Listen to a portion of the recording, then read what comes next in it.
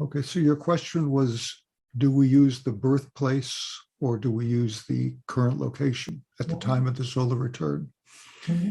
The tradition was, until the 17th century, and the way it was done was the astrologer would simply take the birth chart, because all prediction is based on the birth chart, and advance the birth chart annually by adding the length of a year to the birth time, and could calculate or would calculate the solar return for a lifetime. It was based obviously on the birthplace because they didn't know where you would be in a year. And in that sense, it's more of a progression of the birth chart on an annual basis.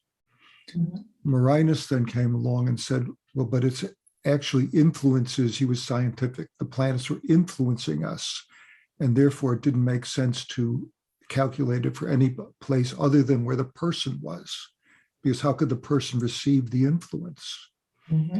But the old idea was your birth chart determines everything, and we're simply advancing the birth chart year by year to see what it looks like each year.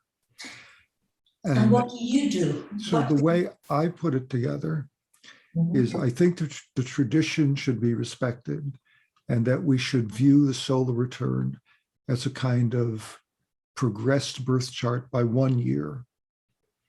And then also look at where the person is by doing a relocated solar return for where they are at the time of the solar return. Just as we relocate the birth chart when someone moves to a new country or a new city, it's the same idea. There's a fundamental chart, which is the birth chart.